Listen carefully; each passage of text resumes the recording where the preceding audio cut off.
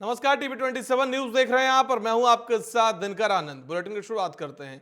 राष्ट्रीय अंतर्राष्ट्रीय खेलों में विजय होकर छत्तीसगढ़ का नाम रोशन करने वाले प्रतिभावान खिलाड़ी का सम्मान पिछले 5 सालों से लंबित था, जो आज जाकर उन खिलाड़ियों को मिला।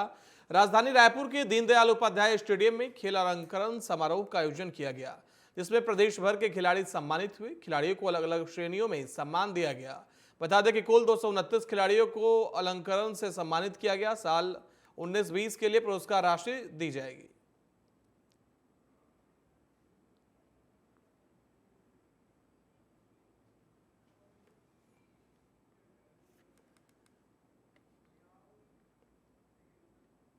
वहीं अगली खबर आपको बता दें कि छत्तीसगढ़ के रायपुर से है, जहां राष्ट्रीय अंतर्राष्ट्रीय खेलों में डंका बजाकर छत्तीसगढ़ का नाम रोशन करने वाले प्रतिभावान खिलाड़ियों को आज खेल अलंकरण समारोह में सम्मानित किया गया। वहीं प्रतिस्पर्धा में भाग लेने छत्तीसगढ़ के खिलाड़ी बाहर जाते हैं, तब कई अव्यवस्थाएं के शिकार होने के साथ प्रदेश भर के खेल मैदान में भूमाफियाओं द्वारा कब्जा हो जाता है। इन सभी मुद्दों पर खेल मंत्री टकाराम वर्मा से सहयोगी हिमांशु पटेल ने खास बातचीत की। सुनिए। प्रतियोगिताओं में खेल जीतकर छत्तीसगढ़ का नाम रोशन करने वाले गौरवान्वित करने वाले ऐसे खिलाड़ियों का सम्मान और अलंकरण समारोह का आयोजन किया जा रहा है। हमारे साथ बातचीत करने के लिए खेल मंत्री मौजूद है। किस तरह से पूरे खिलाड़ी आज प्रदेश भर से पहुंचे हैं, कैसे सम्मान उनको किया जाएगा और खेल के क्षेत्र में कैसे खिलाड़ियों की जो प्रतिभा छात्र खिलाड़ी है कैसे प्रोत्साहित किया जाए? देखिए, हमारे छत्तीसगढ़ में बहुत प्रतिभाएं हैं और अपने प्रतिभा का प्रदर्शन करते हुए मेडल जीत के आए हैं और आज सबका सम्मान होगा। हमारे भारतीय जनता पार्टी की सरकार थी, डॉक्टर रमन सिंह जी की सरकार थी, उस समय ये योजना शुरू किए थे। कांग्रेस गवर्नमेंट आते ही बंद कर दी थी। आज हमारी सरकार फिर से आ गई तो हमारे मुख्यमंत्री विष्णुदेव साय जी के नेतृत्व में आज फिर से ये हमारे खिलाड़ियों को अलंकृत करने का आज बड़ा आयोजन है। इसके लिए मैं हमारे मुख्यमंत्री जी को भी बधाई देता हूँ और हमारे सभी खिलाड़ी साथियों को भी बधाई देता हूँ। कितने खिलाड़ी इस प्रतिभावान जो है वो शामिल है इस पुरस्कार अलंकरण समारोह में और कितने जो छात्र इसको खिलाड़ियों को सम्मान किया जाएगा? देखिए, आज लगभग 600 के आसपास खिलाड़ी आज सम्मानित होंगे। उनको उनकी सम्मान राशि भी दी जाएगी। कुछ को मंच पे दिए जाएंगे और कुछ को ऑनलाइन ट्रांसफ़र भी किया जाएगा। छत्तीसगढ़ में पहली बार था मंत्री जी की खिलाड़ियों को सड़क पर उतरकर प्रदर्शन करने की स्थिति पिछली सरकार में बनी थी। कैसे देखते हैं और अब भारतीय जनता पार्टी आपकी सरकार आ गई है, कितना आश्वासित करना चाहेंगे, कितना जो खिलाड़ियों को प्रोत्साहन के लिए प्रयास करेगी आपकी डिपार्टमेंट? देखिए, हर तरह मदद करेंगे जितना संभव हो सके और खिलाड़ियों का सम्मान होना चाहिए, उनको हक मिलना चाहिए। और हमारी सरकार आने के बाद आज फिर शुरू किए हैं। करीब 1,49,00,000 रुपये की राशि आज हमारे खिलाड़ियों को दी जाएगी। और देखिए, खिलाड़ियों को प्रोत्साहित करना भी ज़रूरी है। जब प्रोत्साहित करेंगे तब अच्छे अपने प्रतिभा का प्रदर्शन भी करेंगे। कई ऐसे खेल है जिसमें लेकर खिलाड़ियों की जो हमारे जो राज्य के खिलाड़ी बाहर जाते हैं, कई सी ऐसी असुविधा या ऐसी तस्वीरें सामने आती है जो कहीं ना कहीं राज्य को भी एक दाग लगाने का काम करती है।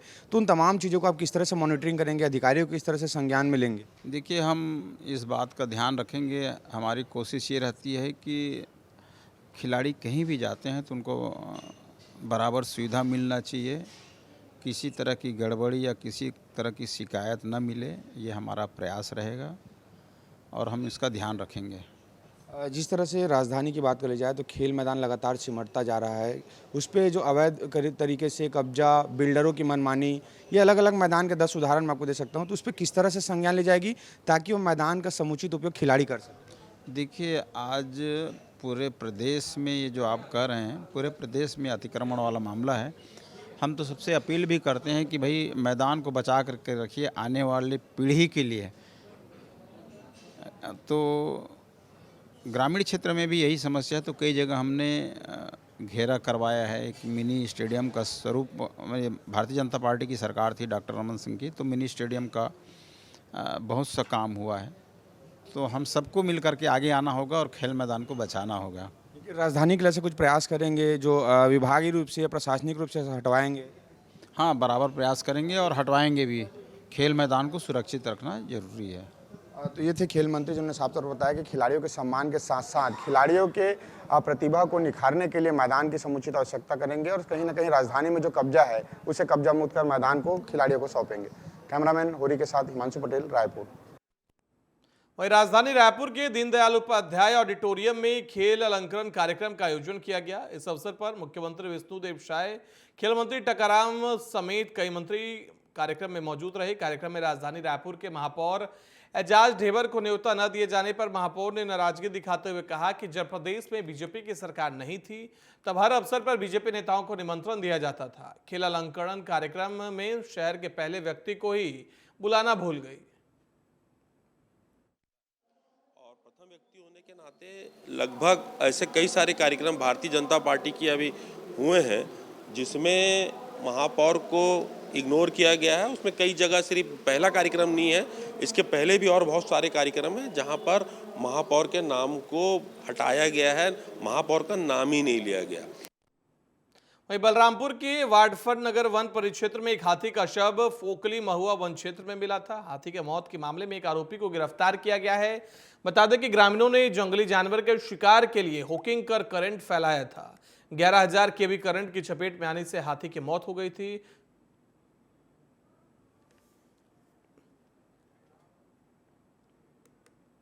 वहीं नारायणपुर के घोर नक्सल प्रभावित अबुझमाड़ के दुर्गम क्षेत्र ढोंडरी बेड़ा के इलाके के दर्जनों गांव में अब मोबाइल की घंटी बजने लगी है। पुलिस की कड़ी सुरक्षा व्यवस्था के बाद जियो ने विद्युत समेत सौर ऊर्जा से संचालित एक टावर लगाया, जिससे तैनात सैकड़ों जवानों समेत ग्रामीणों को इसकी सुविधा मिलना शुरू हो गई। जहां नक्सलवाद के चलते आजादी इतने सालों बाद भी संचार सुविधाओं से दुनिया से कटा हुआ था, लेकिन जैसे छत्तीसगढ़ में सत्ता परिवर्तन होने के बाद अबुझमाड़ में विकास कार्य तेजी से बढ़ रहा है। द्वारा जिले के अंदरूनी क्षेत्रों के विकास हेतु जो है आवश्यक सुरक्षा व्यवस्था उपलब्ध कराया जा रहा है और इससे अंदरूनी क्षेत्रों में स्वास्थ्य, शिक्षा, दूरसंचार आदि सुविधाओं का विकास और विस्तार हो रहा है। वर्तमान में जिला मुख्यालय से करीब 30 किलोमीटर दूर डोडरी बेड़ा में जो है मोबाइल का नया टावर प्रारंभ किया गया है और डोडरी बेड़ा में नया टावर लगने से क्षेत्र के ग्रामीणों को दूरसंचार, इंटरनेट एवं अन्य शासकीय योजनाओं का लाभ मिल रहा है और साथ ही देश विदेश की घटनाओं की जानकारी और गतिविधियों की जानकारी जो है आम ग्रामीणों को मिल रही है, जिससे जो है ग्रामीणों को स्वास्थ्य संबंधी और अन्य सुविधाओं का भी जो है लाभ मिल रहा है। आगामी लोकसभा चुनाव और बेहतर पुलिसिंग के पुलिस अधीक्षक भावना गुप्ता ने समाधान के नाम से एक मोबाइल नंबर जारी किया है। समाधान हेल्पलाइन का शुभारंभ आज पुलिस कंट्रोल रूम से किया गया। इस मोबाइल नंबर के जरिए जिले में रहने वाले लोग अपनी किसी भी प्रकार की समस्या का समाधान करने के लिए अपनी समस्या की जानकारी व्हाट्सएप और कॉल के जरिए दे सकते हैं। साथ ही संबंधित व्यक्ति की जानकारी और समस्या को 3 से 7 दिन के अंदर निराकरण करने के साथ अच्छी सूचना मिलने पर उस व्यक्ति को इनाम देने की भी पहल है। रखते हुए और जिले में हमारे जो जिलावासी हैं वो सीधा एसपी ऑफिस से डायरेक्ट संपर्क में आ सके, इसको ध्यान में रखते हुए एक व्हाट्सएप हेल्पलाइन नंबर हमारे द्वारा जारी किया जा रहा है, जिसका नंबर है 9479191792। इसके माध्यम से कोई भी हमारे यहाँ के सिटीजन्स डायरेक्टली अपनी बात को एसपी ऑफिस तक पहुंचा सकते हैं। अपनी शिकायत को, किसी भी तरह की गोपनीय सूचना या फिर अवैध गतिविधि के विषय में सूचना एसपी ऑफिस तक पहुंचा सकते हैं। इसके लिए एसपी ऑफिस में एक विशेष टीम का गठन किया गया है। कांकेर के उसेली के ग्रामीणों ने पुलिस पर ग्रामवासियों को परेशान करने का आरोप लगाया। उनका कहना है कि कुछ पुलिसकर्मी गांव के लोगों को नक्सलवादियों के काम के लिए जबरन उठा ले जाते हैं। ऐसा ही बीती रात को हुआ। एक युवक को अचानक उठाकर साथ ले गए, वहीं उसके साथ गली गलौज और मारपीट भी की गई। बाद में गांव से काफी दूर छोड़ दिया और उससे 10 लाख रुपए की मांग की गई है। पैसा नहीं देने पर नक्सल मामले में फंसाने की धमकी दी, जिससे ग्रामीण काफी आक्रोशित हैं। ग्रामीणों ने सैकड़ों की संख्या में जिला मुख्यालय पहुंचकर मामले की शिकायत दर्ज कराई है। लोग आए थे, उनका कहना है कि कुछ पुलिस वाले रात में आकर के कुछ लोगों को उठा के ले गए थे और अनावश्यक रूप से परेशान कर रहे हैं। उस संबंध में कि गांव के महिला पुरुष सभी आए थे और एक आवेदन पत्र दिए हैं, इसकी जांच करके इसमें अग्रिम कार्रवाई करेंगे। नारायणपुर के कोंगेरा गांव में ग्रामीणों ने आरोप लगाया कि कई सालों से मनरेगा के तहत किए गए कार्यों का राष्ट्रीय भुगतान नहीं किया गया है। ग्रामीणों ने पंचायत में कार्यरत सहायक सचिव पर सही से जॉब कार्ड नहीं भरने और सही से विभाग को जानकारी नहीं देने का आरोप लगाया। ग्रामीणों ने भुगतान नहीं होने पर कलेक्टर से लिखित शिकायत करने की बात कही है। सांगे से मेरा मनरेगा का काम का पैसा नहीं मिला है, 14 गोदी का और 15 गोदी, मतलब टोटल मिला के मेरा 29 गोदी का है, तो नहीं दे रहे हैं, इसलिए आपके यहाँ हम लोग नाम जारी करवा रहे हैं, हमको पैसा चाहिए। उसमें ये जो विषय है वो आपके मतलब आपके माध्यम से हमारे संज्ञान में आ रहा है। अभी तक ग्रामीणों द्वारा किसी प्रकार की शिकायत नहीं की गई है, न ही विगत वर्षों में जो सामाजिक अंकेक्षण हुए हैं उसमें हमें कोई शिकायत प्राप्त हुई है। आपके माध्यम से जो अवगत हमको पता चल रहा है उस हिसाब से हम उसकी जांच कराएंगे और जो भी मजदूरी भुगतान लंबित है उसको चेक करवा के उसको ओके करवाएंगे। ग्रामीणों का आरोप रोजगार सचिव को लेकर, रोजगार सहायक को लेकर भी है कि उनके द्वारा सही जानकारी जॉब कार्ड में नहीं भरी जाती है और सही जानकारी विभाग को नहीं दी जाती है। वो एक बार हम व्यक्तिगत रूप से उसको चेक कर लूँगा। भांडेर नगर में भूस्वामी तुलाराम पुत्र चतुरे उर्फ चतुर्भुज पाल आदि निवासी लहार रोड ने अपने मकान के पीछे अवैध जमीन पर कब्जा कर निर्माण कर लिया, जिससे आमजन और मोहन ताल की पार पर आक्रमण हटाने को लेकर 7 दिन पहले दिए गए आवेदन पर अभी तक कोई कार्रवाई नहीं हुई। वहीं अतिक्रमण को लेकर तहसीलदार ने कहा कि नगर परिषद को पत्र लिखा गया है, जल्द ही इस पर कार्रवाई कर अतिक्रमण को हटाया जाएगा। आज जो भूमि पूजन हुआ है वार्ड नंबर का, और हमारी नगर परिषद सभी सदस्य साथ में और हमारे विधायक कॉलोनी के निवासी का आज जो भूमि पूजन हुआ है वो 90 लाख रुपए की लागत से काय क्लब के अंतर्गत रोड बनाया जा रहा है। विधायक कॉलोनी की पुलिया जो मठ है ना, वहाँ से लेकर हनुमान जी बब्बा के मंदिर तक इस रोड पर निर्माण हुआ है। ऐसे भांडेर नगर में लगभग कितने रोड अभी तक डाले जा चुके हैं? सभी वार्डों में काम चल रहे हैं और 1 साल में लगभग स्थिति बहुत अच्छी बन जाएगी और रोड का जो अतिक्रमण कर लिया गया है रोडों पर।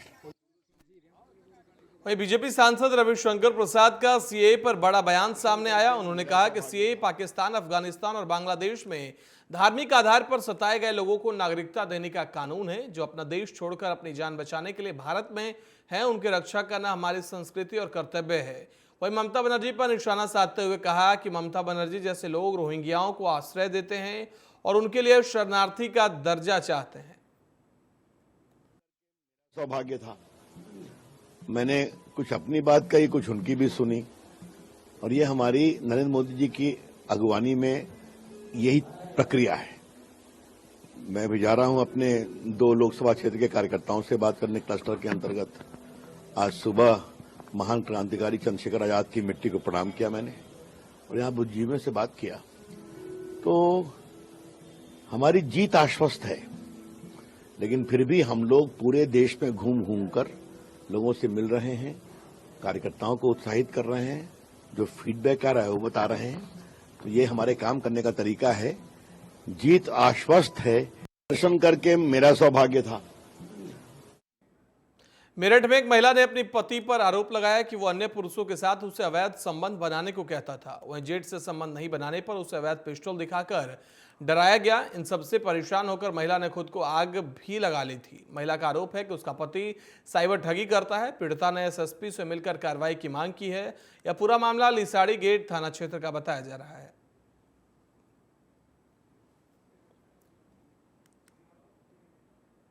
किसान नेता नरेश टिकैत के बेटे गौरव टिकैत को पुलिस ने प्रतापपुर काशी टोल प्लाजा पर रोक दिया, जिसके बाद उन्होंने हाईवे किनारे डेरा डालते हुए हुक्का चौपाल शुरू कर दिया। इस दौरान गौरव टिकैत ने कहा कि प्रधानमंत्री मोदी को किसानों से किए गए वादों को पूरा करना चाहिए। सरकार चुनावी मौसम में लोगों के बीच रेवड़ियां बांटती है, तो किसान भी क्यों पीछे रहे, उन्हें भी रेवड़ियां बांटने के लिए किए गए वादे पूरे करने चाहिए। बता दें, गौरव टिकैत संगठन के कार्यकर्ताओं और किसानों के साथ दिल्ली के लाल किला मैदान पर स्थित रामलीला मैदान में किसान मोर्चा की बैठक में जा रहे थे।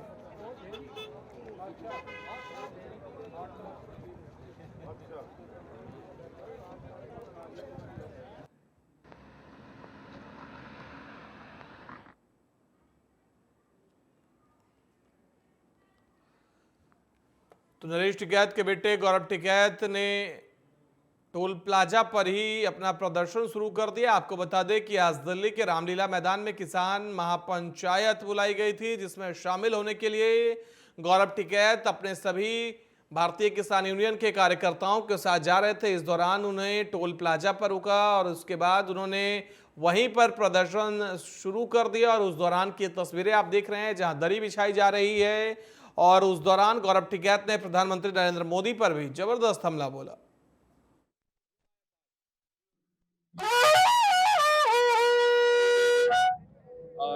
गौरव टिकैत जी, ये जानना चाहेंगे आज कितनी गाड़ियां यहाँ पर हैं और दिल्ली के लिए आज पूरे क्या मांग है सारी बता। आज पूरे देश का किसान एक जो है ये बता रहा है कि सब इकट्ठा है, संगठित है। इसमें गाड़ियों की गिनती और ये किसानों की गिनती नहीं, हर प्रदेश से पूरे देश भर के जो किसान हैं उनके प्रतिनिधि हैं।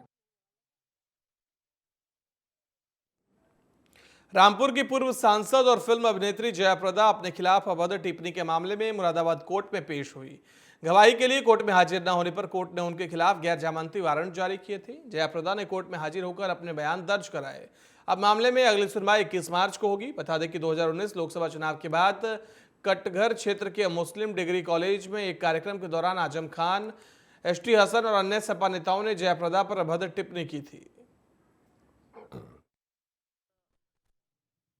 एसटी हसन और उनके लोग एक षड्यंत्र के तहत मेरे ऊपर भरी सभा में लोगों के बीच उन्होंने अमर्यादित और जो अभद्र टिप्पणी किए हैं, तो ये मुझे बहुत आहत हुई है। ये लड़ाई सिर्फ जयप्रदा की नहीं, ये लड़ाई सारे भारत के महिलाओं की, बेटियों की, उनके सम्मान की लड़ाई है। उत्तर प्रदेश में लोकसभा चुनाव को लेकर तैयारियां तेज हो गई है। सभी पार्टियों के प्रत्याशी चुनाव जीतने के लिए एड़ी चोटी का जोर लगा रहे हैं। इसी कड़ी में पीएम मोदी के संसदीय क्षेत्र में सपा एमएलसी आशुतोष सिन्हा ने होर्डिंग लगाकर कायस्थ समाज को साधने की कोशिश कर रहे हैं। होर्डिंग में कायस्थ समाज की एकजुटता प्रदर्शित करने के लिए मिस्ड कॉल नंबर भी जारी किया गया है। बताया जा रहा है कि वाराणसी संसदीय क्षेत्र में करीब 3 लाख कायस्थ वोट हैं। सत्ताधारी दल की ओर से कायस्थ नेताओं को तरजीह न दिए जाने के बाद कायस्थों के वोट बैंक को सपा कब्जाने में जुटी हुई है।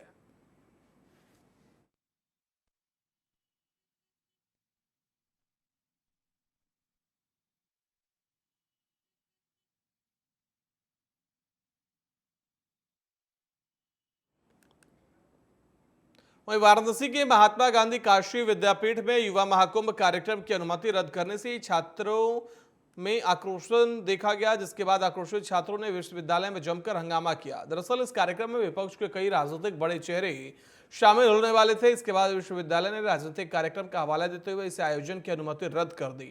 अनुमति रद्द होने के बाद छात्रों ने परिसर में जमकर बवाल काटा। इनकी भाषा शैली आपको बच्चों की भाषा शैली लग रही है? जिस तरह से एक महिला से, जिस तरह से एक प्रॉक्टर से बात कर रहे हैं, क्या ये आपको बच्चे लग रहे हैं? आप ये उनसे पहले पूछिए कि ये बच्चे हैं, ये कौन है? आप महिला नहीं है, लेकिन आप यहाँ की मैं यहाँ की टीचर तो हूँ, महिला नहीं तो टीचर तो हूँ। टीचर से ऐसे बात किया जाता है? ये भाषा शैली होती है टीचर की। युवा महाकुंभ को लगातार ये कैसा युवा महाकुंभ? हमने छात्र को दिया था, अराजक तत्व को नहीं दिया था परिसर। वाराणसी में विकास प्राधिकरण के उपाध्यक्ष पुलकित गर्ग और सदस्यों ने महायोजना 2031 पुनरीक्षित का अनावरण किया। बता दें कि सारनाथ में निर्माण कार्य पर प्रतिबंध हटाते हुए पुरातत्व विभाग से संपर्क स्थापित कर आवासीय निर्माण के लिए अनुमान्यता प्रदान की गई, जिसके बाद सर्किट हाउस रेजिडेंस में इमारतों की पूर्व ऊंचाई 12.5 से बढ़ाकर 17.5 मीटर की गई है। सब लोग अवगत हैं कि एक रिवाइज मास्टर प्लान जो है वो शासन द्वारा स्वीकृत किया गया है यहाँ के प्रस्ताव के क्रम में, और हमारी अंडरस्टैंडिंग में इससे जो शहर में विकास की जो संभावनाएं हैं, इससे काफ़ी जो है उसमें विस्तारीकरण और उसमें बढ़ोतरी जो है वो होगी। इसमें कुछ जो मुख्य निर्णय हैं वो ये है कि जो हमारी रिंग रोड है, रिंग रोड के 200 मीटर के अराउंड मिक्स लैंड यूज़ जो है वो अलाउ कर दिया गया है, जिससे वहाँ पर कमर्शियल, मिक्स्ड, रेजिडेंशियल सभी प्रकार के यूजेजेस जो हैं वो अलाउ कर दिए गए हैं। साथ साथ जो हमारे मुख्य हाईवेज़ हैं उनके around highway facility zone propose किया गया है, जहाँ पहले कृषि लैंड। अखिल भारतीय संत समिति के महामंत्री स्वामी जितेंद्रानंद सरस्वती ने अरविंद केजरीवाल के सीए को लेकर दिए गए विवादास्पद बयान पर कड़ी प्रतिक्रिया जाहिर की। उन्होंने केजरीवाल के बयान को हिंदुओं के लिए बेहद अपमानजनक बताया और कहा कि केजरीवाल बताए कि दिल्ली में झुग्गी झोपड़ियों में कितने बांग्लादेशियों और रोहिंग्यों को उन्होंने पाल कर रखा है। साथ ही कहा जिस प्रकार ममता बनर्जी, एमके स्टालिन और अरविंद केजरीवाल ने बयानबाजी की है, यह भारत के प्रति इनकी खतरनाक प्रवृत्ति को दर्शाता है। रायबरेली में पेड़ से गिरकर एक व्यक्ति की मौत हो गई। मौत होने से परिवार में कोहराम मच गया। सूचना पर पहुंची पुलिस ने शव को कब्जे में लेकर आगे की कार्रवाई शुरू कर दी है। रायबरेली में सड़क हादसे मासूम बच्चे को ट्रक ने रौंद दिया, जिससे उसकी मौके पर ही मौत हो गई। मामला खीरू थाना क्षेत्र के बरवलिया गांव के पास का है, जहां 6 साल का बच्चा अपनी मां के साथ ननिहाल से आ रहा था। ई रिक्शा से उतरकर मासूम बच्चा जैसे अपने गांव की तरफ आगे बढ़ा, उसी समय तेज रफ्तार ट्रक ने उसे रौंद दिया। बच्चे की मौत से परिवार में कोहराम मच गया है।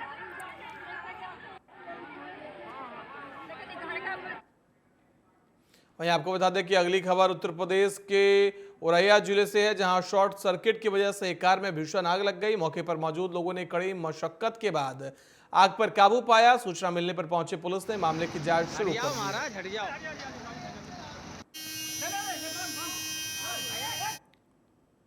वहीं पीलीभीत के कोतवाली क्षेत्र बिसलपुर के गांव कनगांव में पिता ने अपने भाई की मदद से बेटी की हत्या कर शव को डीजल डालकर जला दिया।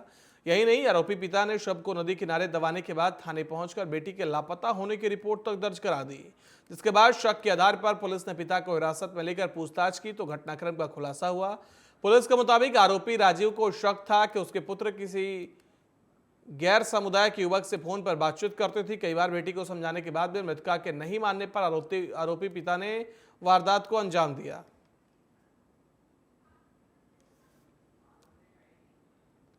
वहीं अगली खबर आपको बता दें कि उत्तर प्रदेश के चंदौली जिले से है, जहां चंदौली में चहनिया ब्लॉक प्रधान संघ कलेक्ट्रेट पहुंचे और एसडीएम को ज्ञापन सौंपा।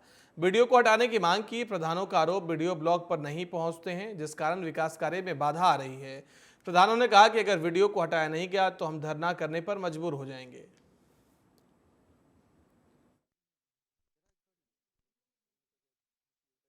वीडियो ने एसडीएम के चार्ज में मैडम जी हैं, हमारे यहाँ वीडियो नियुक्त किया गया, जबकि 1 साल में जो पुरानी आईडी पुराने वीडियो के द्वारा दी गई थी उस आईडी को इन्होंने खारिज कर दिया, निगलेक्ट कर दिया कि नहीं, इस पर हम कोई काम नहीं, इसको जो है कबाड़े काम है, इसको हटा दो आप, हम इस पर नहीं काम करेंगे, उसको जीरो कर दिया मस्टरो।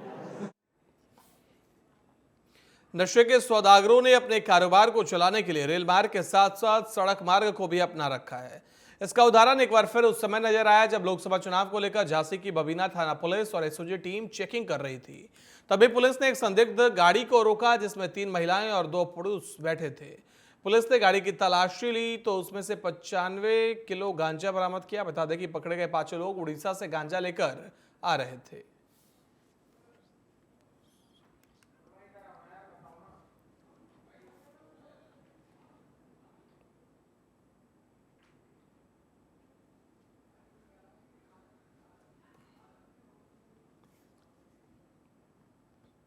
जालौन में डीआईजी रेलवे राकेश पुष्कर ने उरई रेलवे स्टेशन का निरीक्षण किया और रेलवे स्टेशन पर आने जाने वाले यात्रियों के सुरक्षा व्यवस्था और साफ सफाई के इंतजाम को देखा। साथ ही आगामी लोकसभा चुनाव और रमजान को लेकर सुरक्षा व्यवस्था के निर्देश दिए और महिला सुरक्षा को लेकर महिला हेल्प डेस्क पुलिसकर्मियों को भी निर्देश दिए।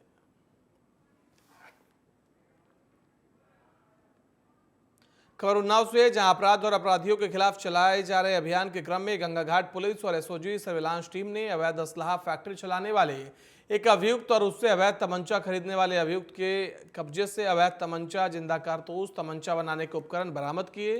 पुलिस ने अभियुक्तों को गिरफ्तार कर जेल भेज दिया है। बुलेटिन में फिलहाल इतना ही। देश दुनिया की बाकी खबरों के लिए देखते रहिए TV27 न्यूज।